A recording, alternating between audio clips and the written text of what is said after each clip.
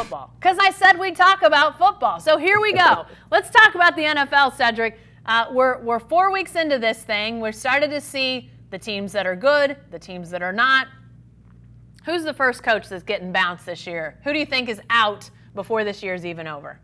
I know the first one I hope gets bounced is Jay Gruden from the Redskins. I just think he's horrible. He's just, his whole career to me has just been, even when they were good, he had Robert Griffin III out there on one leg in a playoff game, didn't look out for his kid, and Robert ruins his knee, and they give Robert the gate. And then at the beginning of this season, Adrian Peterson, who's one of the greatest running backs ever, is a healthy scratch. You're the Washington Redskins. You don't healthy scratch Adrian Peterson.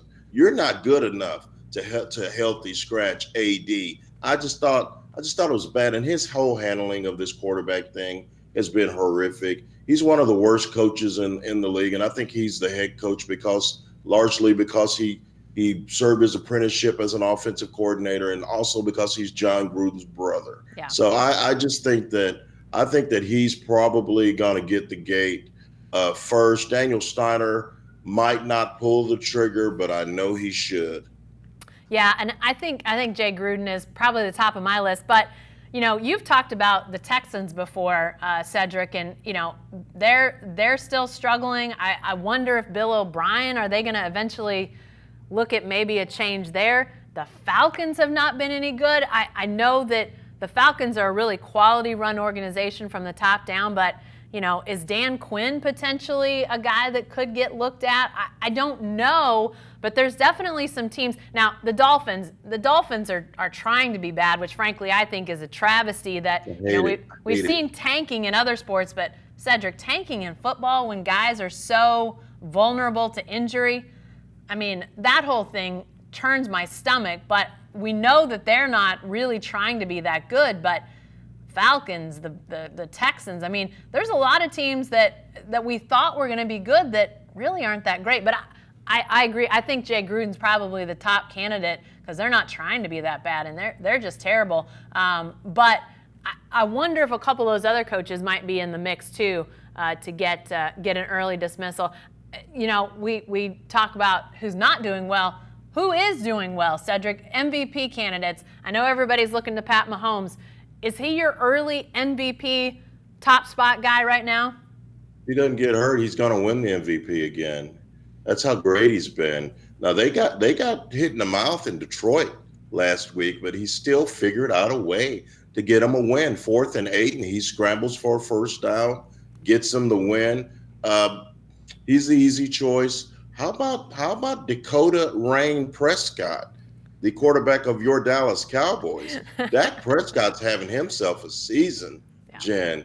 He is playing really well. He's in a year where he knows that he's about to get paid, and he's outperforming his rookie deal. He's at the helm of one of the better, most balanced teams in the league. I knew the Saints were going to beat them. That happens. No one's going to run the table in this league. So I think Dak Prescott, I think Patrick Mahomes, those are the two early candidates for MVP. I know it sounds like a broken record. Tom Brady in New England has them doing New England type things. So yeah. Those are my three. And let's keep it real. The MVP award is largely gone the way of the Heisman Trophy. It's a quarterback-driven award. So yeah. Those are definitely my top three candidates to win this MVP. It's interesting you bring up the Heisman because the only thing I can think about with Pat Mahomes that, like you say, I mean, I know we're early, but if the trajectory continues, you got to think he's the guy again.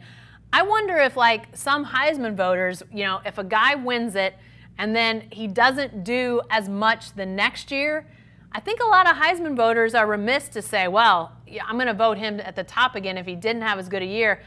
Is that at all a thought in your mind, said when it comes to Pat Mahomes? Like, does he need to not only play great, but even play better than he did a year ago? Could that impact any voters in your mind?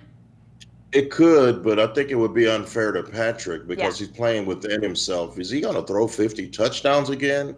I don't think so. Tyreek Hill has been hurt, and You guys know that name in Oklahoma.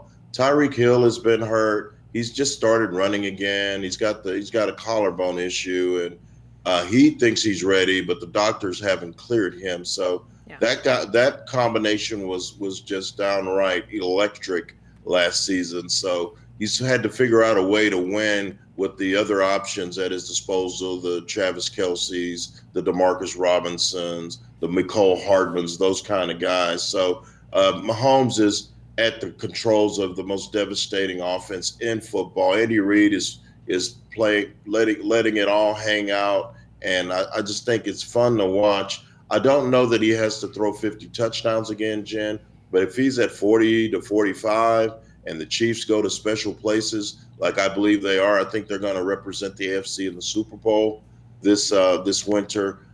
He's got to be the odds-on favorite. Yeah, he's fun to watch. He's must-see TV, and that's a lot in my mind of, what you never quite know what you're going to see from him. Just such a fun player to watch.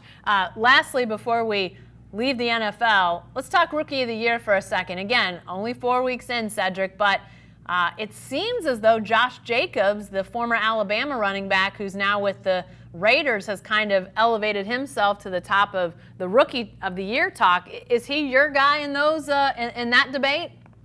I really like him. I like him a lot. I think that he has a chance to be really special on a bad team, and that's difficult to do. Miles Sanders with Philly has had his problems. Dwayne Haskins just took over at quarterback for the Redskins. My guy is Daniel Jones, New York Giants quarterback. The Eli Manning era is apparently at an end, and Daniel Jones is growing on the job. He's already shown us that he can spin it, Jen. He can toss that pigskin. He doesn't have great receivers at his disposal. I like me some Sterling Shepard. We watched a lot of Sterling Shepard over the years in our part of the country, but I think with Saquon Barkley being hurt and coming back soon, Daniel Jones has shown that he's not afraid. He's stood tall in the pocket. He's got the talent. And now we know why the New York Giants took him so early in the draft. Yeah, definitely some intriguing guys. One that really was lightning in the bottle week one was Marquise Brown, a guy that we know around these parts, former Oklahoma receiver with the Ravens. And I think we call him Hollywood. Hollywood, that's the one. Yeah, I think he's got a chance to be in the conversation, but the Ravens are going to have to figure out some ways to get him the ball. I think, you hate to say that, scoring 2 touchdowns in your first NFL game is a bad thing, but I think it was such a head turner for so many NFL defenses that now they're trying to figure out ways to limit Hollywood Brown, to keep the ball out of his hands. The Ravens are going to have to continue to look for, new ways to really, use his talent. They've got a lot of guys, tight ends that can do great things, but he's such a field stretcher. You got to figure out a way to allow him to work.